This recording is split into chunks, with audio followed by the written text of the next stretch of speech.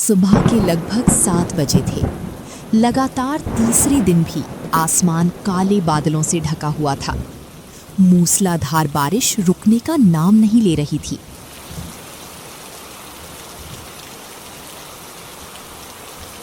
अजी, रात तो किसी तरह निकल गई, लेकिन अब सुबह हो गई है। मैं सुबह से यही सोच रही हूँ कि मेहमानों को नाश्ते में क्या दूँ। घर में आटे की डिब्बी लगभग खाली हो चुकी है, दाल भी बस मुट्ठी भर बची है। अगर सब कुछ आज ही बना दिया तो शाम को समीर क्या खाएगा? मैं भी यही सोच रहा हूँ ज़ैनब। रात को जब ये लोग भीगे हुए हमारे दरवाजे पर आए थे, तब उनसे मना कैसे करता। इतनी तेज बारिश में अगर हम दरवाजा बंद कर देते तो शायद सारी उम्र खुद को माफ न कर पाता। मैं मना करने की बात नहीं कर रही अजी, लेकिन हालात देखिए। हमारे अपने घर में खाने का ठिकाना नहीं है, ऊपर से मेहमान भी हैं। अगर उन्हें सूखी रोटी भी देंगे तो मुझे शर्म आएगी। गरीबी से शर्म नहीं करनी चाहिए ज़ैनब, बुरे व्यवहार से शर्म करनी चाहिए। हमारे पास जो है वही मोहब्बत से खिला देंगे। शायद अल्लाह हमारी नीयत देख रहा हो। हर बार आप यही कह देते हैं, लेकिन जब समीर भूखा होके मेरी तरफ देखता है ना, तो मेरा दिल बैठ जाता है।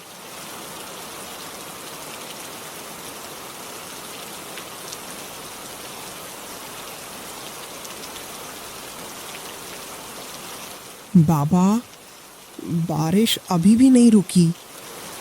क्या आज भी आप काम पर नहीं जाओगे? अगर बारिश थोड़ी भी कम हुई ना तो मैं जरूर जाऊंगा, चाहे पूरा गांव घूमना पड़े। बाबा, मैं बड़ा होकर ना आपको कभी काम नहीं करने दूंगा। मैं बहुत सारे पैसे कमाऊंगा, फिर हमारे घर की छत भी बनवाऊंगा। बस बेटा, अल्लाह करे तेरी हर बात सच हो।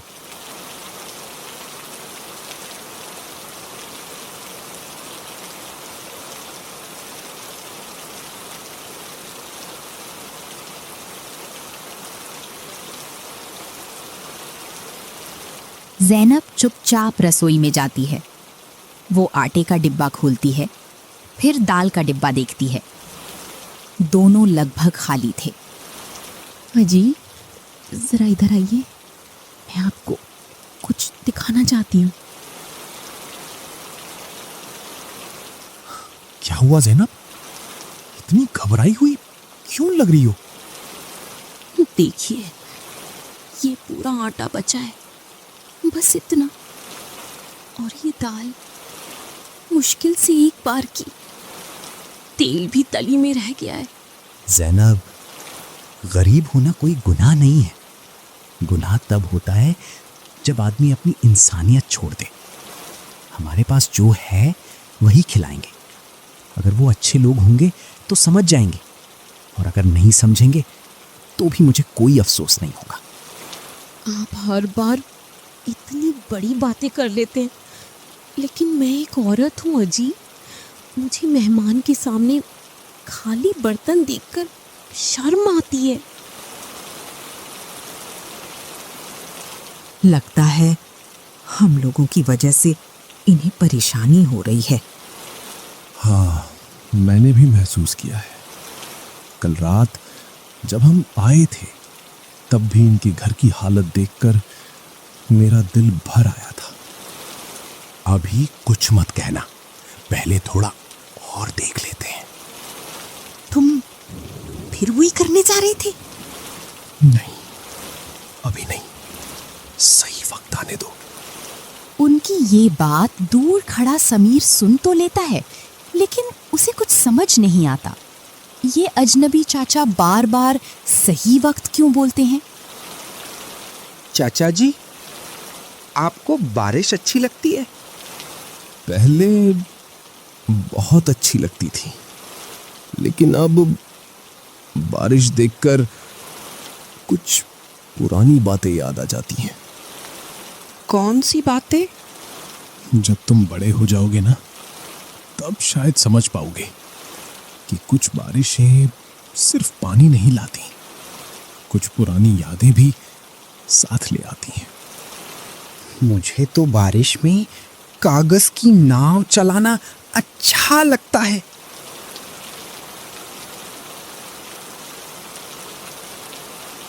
गौरतलब है कि ज़ैनब ने बचा हुआ थोड़ा सा आटा गूंधा और कांपते हाथों से रोटियां बेलने लगी। उसकी आंखों में आंसू थे, लेकिन वो उन्हें बार बार पोंछ रही थी ताकि कोई देख न ले। अजी, ज़रा इधर आइए। मैं सुबह से अपने मन की बात दबा कर बैठी हूँ, लेकिन अब और हिम्मत नहीं बची। आप खुद देख लीजिए, ये आटे की परात लगभग खाली हो चुकी है। बड़ी मुश्किल से 5 रोटियां बन पाएंगी। दाल भी बस इतनी बची है कि कटोरी का तला छू सके। तेल खत्म होने को है, लकड़ियां भी गीली हो गई हैं। मेरी समझ में कुछ नहीं आ रहा। ऐसा लग रहा है जैसे एक माँ और एक घर संभालने वाली दोनों एक साथ हार रही हैं। मुझे अपने भूखे रहने का दुख नहीं है अजी, लेकिन जब समीर मेरी तरफ उम्मीद से देखता है ना, तब लगता है जैसे कोई मेरी कलेजे को मुट्ठी में दबा रहा हो। ज़ैनब, मेरी तरफ देखो, खुद को इतना मत तोड़ो। मैं जानता हूँ इस घर की हर मुसीबत सबसे पहले तुम्हारे सामने आती है। तुमने कितनी बार खुद भूखे रहकर मुझे और समीर को खिलाया है। मैंने सब देखा है, बस कभी कहा नहीं। लेकिन एक बात याद रखना, गरीब आदमी की सबसे बड़ी दौलत उसका दिल होता है। अगर आज हम अपने दरवाजे से किसी भूखे को लौटा दें तो शायद। मुझे भी डर लगता है, मुझे भी चिंता होती है कि कल क्या होगा। सोचिए, 3 दिन से बारिश हो रही है, आप मजदूरी पर नहीं जा पाए, घर में एक पैसा नहीं बचा, उधार देने वाले भी अब मुंह फेरने लगे हैं। ऊपर से मेहमान भी हमारे घर में हैं। मैं उन्हें बोझ नहीं कह रही, अल्लाह गवाह है, मैं ऐसा सोच भी नहीं सकती, लेकिन उनकी खिदमत ठीक से ना कर पाने का दुख मुझे अंदर ही अंदर खाई जा रहा है। अगर इंसान की इज्जत खाने की थाली से होती तो दुनिया के सारे अमीर सबसे अच्छे इंसान होते। लेकिन ऐसा नहीं है ज़ैनब, इज्जत दिल से होती है। हम उन्हें झूठी शान नहीं, सच्चा अपनापन दे रहे हैं। मुझे यकीन है, अगर वो अच्छे इंसान होंगे तो हमारी मजबूरी समझ जाएंगे। भाईजान, बेगम साहिबा, घर में बस यही बचा था। अगर खाने में कोई कमी रह जाए तो मुझे माफ़ कर दीजिएगा। सच कहूँ तो पहली बार ऐसा लग रहा है कि मैं अपने घर आए मेहमानों की ठीक से खिदमत भी नहीं कर पा रही। आप लोग बुरा मत मानिएगा, हमारे पास जो था हमने वही पूरे दिल से बनाया है। दुनिया का सबसे स्वादिष्ट खाना कौन सा होता है? वो जिसमें घी ज्यादा हो? ऐसा नहीं। वो जिसमें मसाले ज्यादा हो? ऐसा भी नहीं। दुनिया का सबसे स्वादिष्ट खाना वो होता है जिसमें परोसने वाले का दिल मिला हो, और इस थाली में मुझे वही दिखाई दे रहा है। लेकिन एक बात मेरी समझ में नहीं आ रही, तुम दोनों की थाली कहाँ है? अरे हम लोग बाद में खा लेंगे, पहले आप लोग खाइए। मेहमान पहले खाते हैं, घर वाले बाद में। समीर ने पहले ही खा लिया, बस आप दोनों खा लीजिए, उसके बाद हम भी खा लेंगे। नहीं रहमत, मैं उम्र भर लोगों के चेहरे पढ़ता आया हूं। तुम्हारी मुस्कान बता रही है कि तुम सच नहीं बोल रहे। तुम्हारी आंखें कह रही हैं कि तुम भूखे हो। तुम्हारी बीवी की कांपती उंगलियां बता रही हैं कि इस थाली को बनाने में उसने अपने हिस्से का खाना भी छोड़ दिया है। अगर मैं ये सब देखकर भी चुपचाप खा लूं तो मुझसे बड़ा खुदगर्ज कोई नहीं होगा। ऐसी बात नहीं है भाईजान, हम सच में बाद में खा लेंगे। आप लोग बेफिक्र होकर खाना शुरू कीजिए। माँ, आप फिर झूठ बोल रही हो ना? मैंने सुबह देखा था कि आटे का डिब्बा खाली हो गया था। आपने खुद कहा था कि अब बस यही आखिरी रोटियां बनेंगी। बाबा ने भी सुबह से कुछ नहीं खाया, आपने भी नहीं खाया। आप दोनों हमेशा कहते हो कि हमें भूख नहीं है, लेकिन रात को जब मैं उठता हूँ ना, तब आपको चुपके चुपके पानी पीते देखता हूँ। क्या पानी पीने से सच में भूख खत्म हो जाती है? रहमत, अब एक शब्द भी मत कहना। जिस घर में माँ बाप अपने बच्चे के लिए भूखे रह जाते हो, जिस घर में मेहमान की इज्जत बचाने के लिए अपनी भूख छुपाई जाती हो, उस घर में बैठकर अकेले खाना मेरे बस की बात नहीं है। अगर खाना होगा तो हम सब साथ बैठकर खाएंगे, और अगर तुम लोग नहीं खाओगे तो मैं भी एक निवाला अपने मुंह में नहीं डालूंगा। साहब, ऐसा मत कहिए। मेरे लिए सबसे बड़ी खुशी यही है कि मेरे घर आया मेहमान भूखा ना जाए। गरीबी तो हमारी किस्मत है, लेकिन मेहमान की बेइज्जती हमारी पहचान नहीं बन सकती। मैं हाथ जोड़कर कहता हूँ, आप खाना खा लीजिए, मुझे चैन मिल जाएगा। और मुझे तब चैन मिलेगा जब तुम्हारा बेटा, तुम्हारी बीवी और तुम तीनों मेरे साथ बैठकर यही रोटी खाओगे। याद रखना रहमत, भूख इंसान को छोटा नहीं बनाती, लेकिन किसी की भूख देखकर मुंह फेर लेना इंसान को जरूर छोटा बना देता है। रहमत, अगर तुम मुझे सच में अपना मेहमान मानते हो तो मेरी एक बात माननी पड़ेगी। मैं तुम्हारे घर का खाना तभी खाऊंगा जब तुम, जैनब और समीर भी मेरे साथ बैठकर यही रोटी खाओगे। तुम बार बार मुझे इज्जत देने की बात कर रहे हो, लेकिन क्या तुम्हें लगता है मैं इतना छोटा इंसान हूं कि अपने सामने एक परिवार को भूखा देखकर आराम से खाना खा लूं? मुझे अपनी भूख से ज्यादा तुम्हारी मजबूरी दिखाई दे रही है। साहब, मेरी गरीबी का मजाक मत बनाइए। मैं जानता हूं कि घर में बस यही आखिरी खाना है, लेकिन मैं ये भी जानता हूं कि मेहमान अल्लाह की रहमत होता है। अगर आज आप लोग भूखे रह गए तो मैं सारी उम्र खुद को माफ नहीं कर पाऊंगा। नहीं रहमत, शायद मैं तुम्हारी जगह होता तो इतना बड़ा दिल नहीं दिखा पाता। आज तुमने मुझे सिखाया है कि इंसान अमीरी से नहीं, अपने व्यवहार से बड़ा बनता है। आपा, मैं तुम्हारी आंखों में सुबह से डर देख रही हूँ। तुम बार बार मुस्कुरा रही हो, लेकिन तुम्हारा दिल रो रहा है।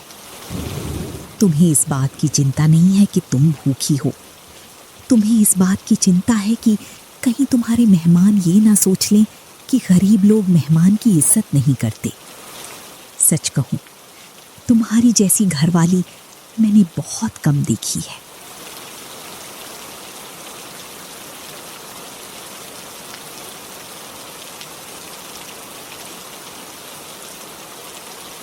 माँ, देखो, कोई कागज उड़कर आया है। ये हमारे नाम की चिट्ठी, लेकिन इस बारिश में कौन भेजेगा? उस पर लिखा था, जिस मेहमान को तुमने अपने घर में जगह दी है उसे पहचानने की कोशिश मत करना। सही वक्त आने पर सब सच खुद सामने आ जाएगा। पूरा घर सन्न रह जाता है। बाबा, ये किसने लिखा होगा? मुझे नहीं पता बेटा, मैंने तो गांव में किसी से दुश्मनी भी नहीं की। भाईजान, एक बात पूछूं? आप बुरा मत मानिएगा, ये चिट्ठी, क्या इसका आपसे कोई ताल्लुक है? आप बार बार कहते हैं सही वक्त आने दो, और अब इस चिट्ठी में भी वही बात लिखी है। मेरा मन बहुत घबरा रहा है। अगर मैं अभी तुम्हारे हर सवाल का जवाब दे दूं तो शायद तुम लोग मुझ पर यकीन नहीं करोगे, और अगर मैं चुप रहूं तो तुम्हें मुझ पर शक होगा। इसलिए अभी इतना ही कहूंगा, मैं तुम्हारा दुश्मन नहीं हूं, लेकिन मैं यहां सिर्फ बारिश से बचने के लिए भी नहीं आया।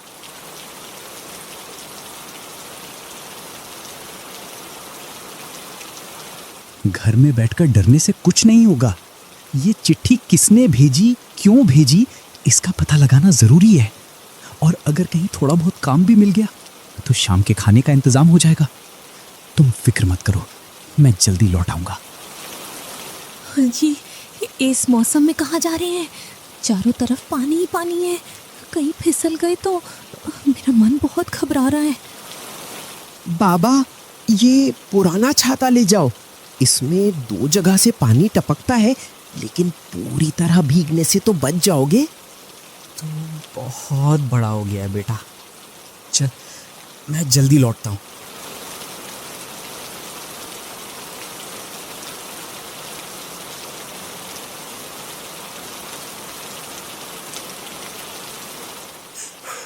चाचा, चाचा, बाहर आइए।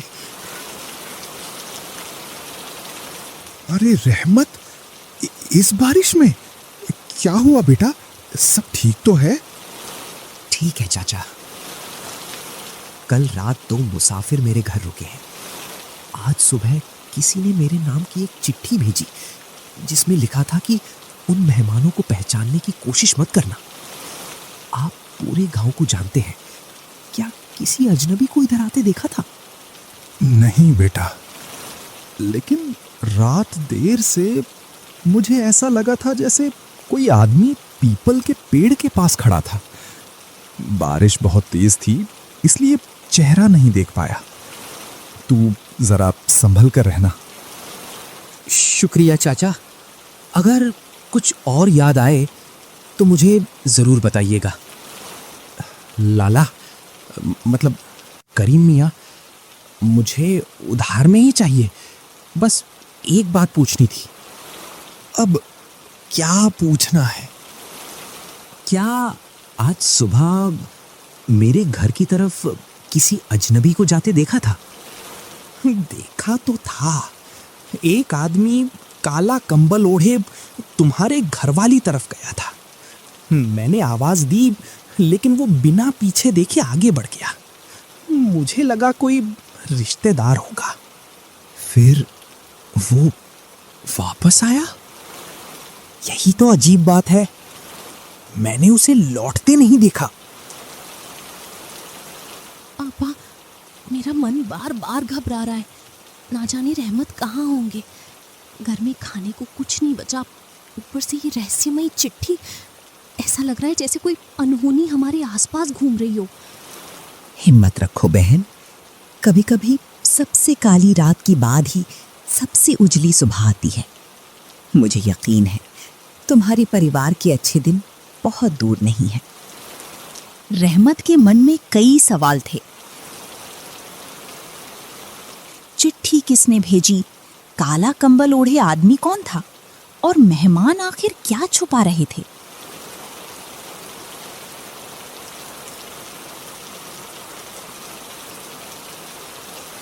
बाबा, आप आ गए। माँ सुबह से आपका इंतजार कर रही थी। हाँ बेटा, बस थोड़ी देर लग गई।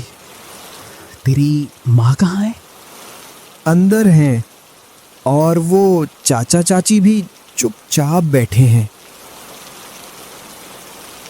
अजी, आप ठीक तो हैं? इतनी देर क्यों लगा दी? मैं तो डर गई थी। कुछ पता नहीं चला ज़ैनब। बस इतना मालूम हुआ कि सुबह कोई अजनबी हमारे घर की तरफ आया था, लेकिन वो वापस जाता किसी ने नहीं देखा। भाईजान, आप तो सच बता दीजिए, आप लोग कौन हैं और हमारे घर आने की असली वजह क्या है? रहमत, ज़ैनब, मैं जानता हूं अब तुम्हारे मन में डर भी है और शक भी, लेकिन मैं तुमसे एक बात कहना चाहता हूं। आज तक हमने तुम्हारे घर में एक पल भी खुद को पराया महसूस नहीं किया। तुमने हमें बारिश से बचाया, भूखे रहकर खिलाया और बिना पूछे अपनापन दिया। ऐसा व्यवहार हर किसी के बस की बात नहीं होती। लेकिन आप मुझे जानती कैसे हैं? क्या तुम इस लड़के को पहचानते हो? ये तो मेरा बचपन का दोस्त इब्राहिम। लेकिन ये तस्वीर आपके पास कैसे? इब्राहिम मेरा बड़ा भाई था। सालों पहले वो इस गांव में रहता था। उसने मुझे कई बार तुम्हारे बारे में बताया था कि एक गरीब लड़का है जो दूसरों के लिए अपना हिस्सा भी छोड़ देता है। मैंने तब उसकी बातों पर ध्यान नहीं दिया, लेकिन कुछ महीने पहले भाई की पुरानी चीजों में तुम्हारा नाम मिला। तब मैंने सोचा कि कभी तुम्हें ढूंढूंगा। तो फिर वो चिट्ठी किसने भेजी? वो चिट्ठी मैंने नहीं भेजी, लेकिन जिसने भी भेजी वो शायद हमें पहचानता है। हम यहां किसी का बुरा करने नहीं आए। सच कहूं तो हम बस एक रात रुकना चाहते थे, लेकिन तुम्हारा व्यवहार देखकर लगा कि अल्लाह हमें किसी खास वजह से यहां लाया है।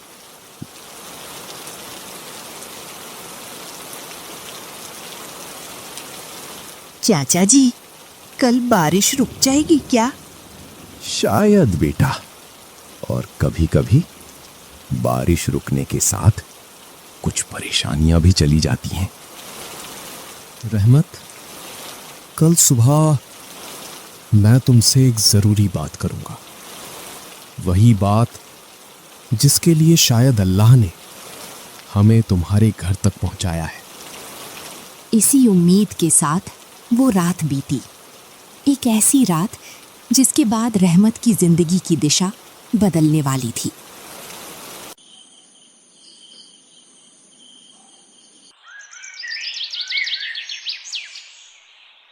रहमत, आज वो वक्त आ गया है जब तुम्हें सब सच जान लेना चाहिए। मैं भी रात भर यही सोचता रहा साहब, आखिर आप है कौन? मेरा नाम यूसुफ है। मैं कोई साधारण मुसाफिर नहीं हूं। मैं और मेरी बीवी पिछले कई महीनों से अलग अलग गांव में बिना पहचान बताए घूम रहे हैं। हम ऐसे लोगों की तलाश कर रहे थे जो गरीबी में भी इंसानियत ना छोड़ें। जिस रात हम तुम्हारे घर आए थे वो सिर्फ बारिश से बचने के लिए नहीं था। हम जानबूझकर ऐसे घर की तलाश कर रहे थे जहां लोग मुश्किल में हों। हम देखना चाहते थे कि भूखा इंसान पहले अपनी भूख मिटाता है या किसी और की। रहमत, तुमने बिना हमें जाने अपना घर खोल दिया। जैनब ने अपने बच्चे का हिस्सा तक हमारे लिए बचा लिया और समीर ने कभी शिकायत नहीं की। तुम तीनों हमारी हर आजमाइश में कामयाब रहे। तो वो चिट्ठी? वो हमारे साथ आए एक आदमी ने भेजी थी। हम देखना चाहते थे कि डर की वजह से कहीं तुम हमें घर से निकाल तो नहीं दोगे। बाहर गाड़ियों के रुकने की आवाज आती है। गांव के कुछ लोग चौंक कर रहमत के घर की तरफ देखने लगते हैं। अच्छे कपड़े पहने कई लोग उतरकर सीधे यूसुफ साहब के पास आते हैं। सब आदर से सिर झुका देते हैं। अरे, ये तो कोई बहुत बड़े आदमी लगते हैं। रहमत, मैं करोड़पति हूं। मेरे कई कारखाने और इदारे हैं, लेकिन इतने बड़े घरों में भी मुझे तुम्हारे जैसा बड़ा दिल नहीं।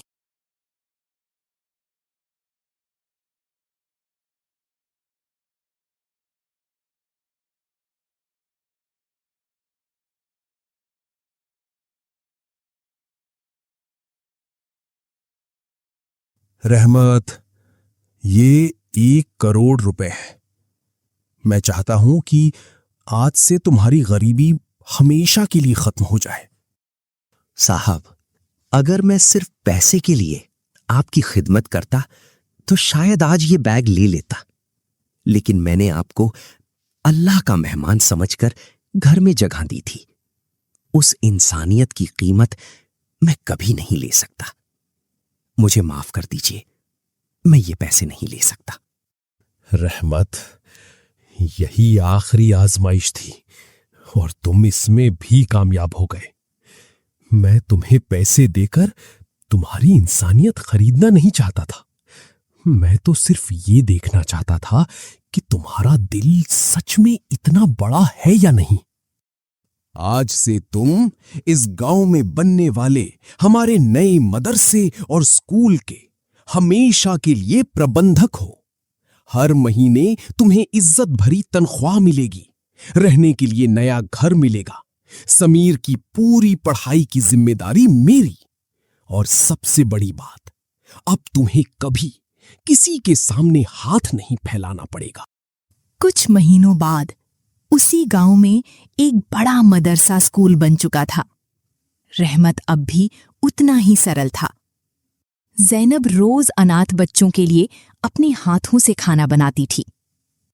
समीर स्कूल की यूनिफॉर्म पहनकर पढ़ने जाता था।